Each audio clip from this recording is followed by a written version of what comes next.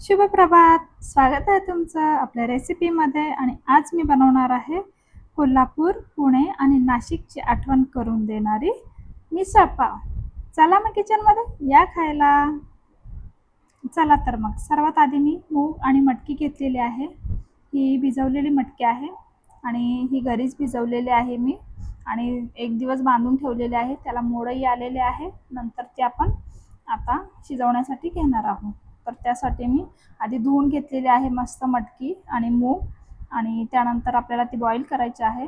Boil करण्यासाठी मी पाणी घेतलेलं आहे पातेल्यामध्ये. साधारण 1 ते 2 ग्लास आहे हे पाणी. एकदम व्यवस्थित आणि चांगल्या प्रकारे धुवून घ्यायची आहे.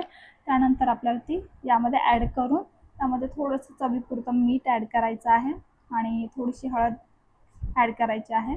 आणि जास्त नाही, 10 मिनटामध्ये ही बॉईल होते आणि शिजते लवकर. मूग मटकी जास्त वेळ लागतही नाही. हे बघा अशी प्रकारे शिजलेली आहे. आपण आता ही साईडला करून ठेवणार आहोत. त्यानंतर आपल्याला मसाल्यासाठी खोबरं, लसूण, अद्रक आणि कांदा लागणार आहे. तर हे आपल्याला भाजून घ्यायचं आहे व्यवस्थित. तर तव्यामध्ये मी थोडंसं तेल घातलेलं आहे आणि त्यामध्ये मी आपला जो कांदा आहे कट करून घेऊन तो मी भाजून घेणार आहे. जोपर्यंत त्याचा कलर ब्राऊन होत नाही तोपर्यंत आपल्याला आपला कांदा जो आहे तो भाजून घ्यायचा आहे. कांदा जास्तही जाळायचा नाही आहे, नाहीतर तो काळ्या मसाल्यासारखा त्याचं वाटण होईल. म्हणून आपला जो मसाला आहे तो फक्त ब्राऊन होईपर्यंतच आपल्याला भाजायचा आहे. आणि आपला जे मिसळ पाव आहे ती रेसिपी कशी झाली आहे मला कमेंटमध्ये नक्की सांगा. आणि आपल्या चॅनलला लाईक, शेअर, सबस्क्राईब करायला बिलकुल विसरू नका. त्यानंतर मी त्यामध्ये ॲड केलेलं आहे खोबरं. सुकं खोबरं आहे, हे थोडंसंच घातलेलं आहे, जास्त नाही आहे. तर खोबरं पण भाजून घेतलेलं आहे. हे बघा अशा प्रकारे त्याचा कलर जो आहे तो चेंज झालेला आहे, ब्राऊन कलर आलेला आहे त्याला. आणि जो मसाला आहे तो थंड होण्यासाठी आपण साईडला काढून घेणार आहोत. हे बघा अशा प्रकारे मसाला जो आहे तो थंड करूनच वाटला पाहिजे, नाहीतर तो जो आहे मिक्सरच्या भांड्यातून उडू शकतो. त्यामुळे थंड झाल्यानंतरच मसाला जो आहे तो वाटायचा आहे. त्यानंतर मी त्यामध्ये थोडंसं एक टोमॅटो आणि थोडीशी कोथिंबीर ॲड केलेली आहे त्यामध्ये. आणि हे जे आहे ते मिक्सरला लावून मस्त वाटून घेणार आहे.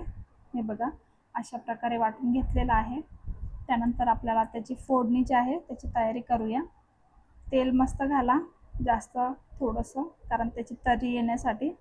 त्यानंतर आपल्याला त्यामध्ये कढीपत्ता धुवून एकदम ॲड करायचा आहे. त्यामध्ये कढीपत्ता तडतडला की त्यामध्ये आपलं जे वाटण आहे कांदा खोबऱ्याचं ते ॲड करायचं आहे. यामध्ये ते केलेलं आहे मी ॲड.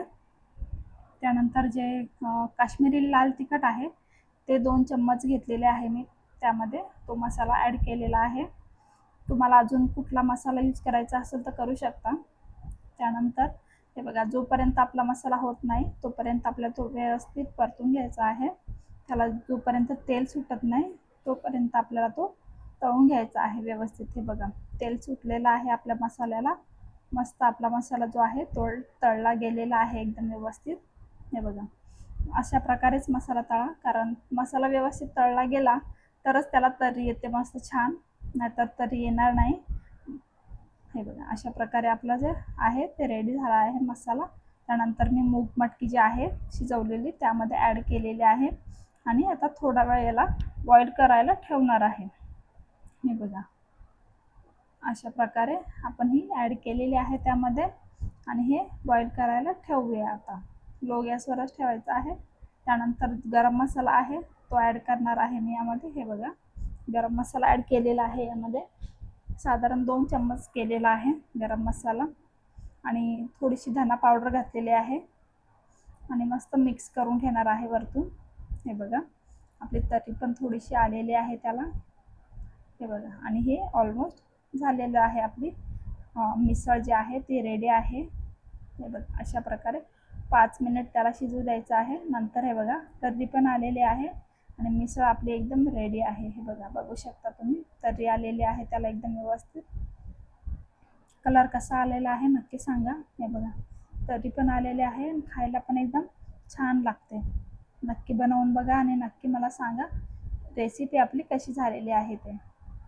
हे बघा अशा प्रकारे मी आता प्लेटिंग करणार आहे त्याची. त्यानंतर मी आता हे काढून घेतलेले आहे मटकी थोडी प्लेटमध्ये. त्यानंतर थोडासा रस्सा घेतलेला आहे आणि जी आपली गाठिया शेव किंवा फरसाण जे असेल ते ॲड करायचं आहे त्यामध्ये.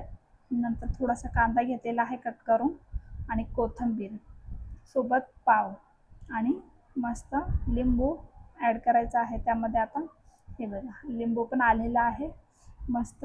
आणि नक्की बनवून बघा ही रेसिपी कशी झाली आहे नक्की सांगा. भेटूया आपण नवीन रेसिपीमध्ये. तोपर्यंत धन्यवाद.